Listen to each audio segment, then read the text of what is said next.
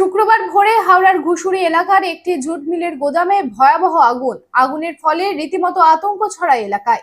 এদিন ঘটনার খবর পেয়ে ঘটনাস্থলে পৌঁছায় 5টি দমকলের ইঞ্জিন এবং আগুন নিয়ন্ত্রণে আনে। এই অগ্নিকাণ্ডের জেরে গোদামে মজুদ থাকা জিনিসপত্র পুড়ে যাওয়ায় লক্ষ লক্ষ টাকার ক্ষতি হয়েছে বলে আশঙ্কা করা যাচ্ছে।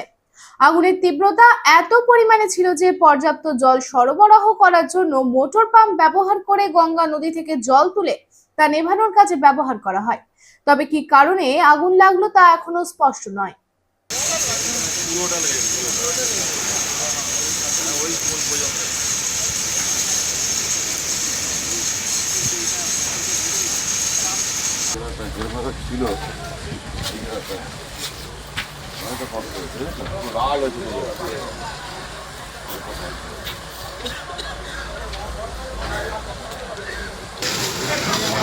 হবে না মোটর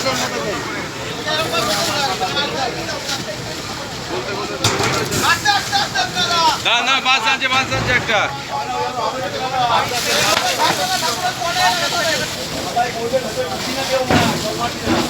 ঘটেছিল। আমরা আমাদের যে হাওড়া ডিভিশনাল অফিসের যে কন্ট্রোল রুম আছে সেখানে আমরা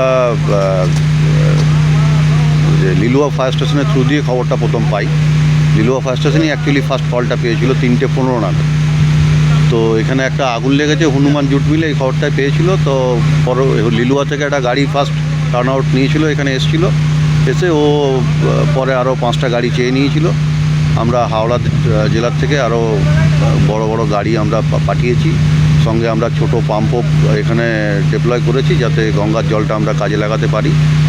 আর এখানে হনুমান জুট মিল আপনারা শুনেছেন নামটা, এর 25 নম্বর গোডাউন এটা। এখানে ভেতরে হিউজ কোয়ান্টিটিতে প্যাকিং বক্স ছিল, রাখি ছিল, যার ভেতরে ম্যানুফ্যাকচার্ড, মানে শুধু এখানে তৈরি হতো না কিন্তু রাখা ছিল আর কি, গোডাউনের মধ্যে ছিল।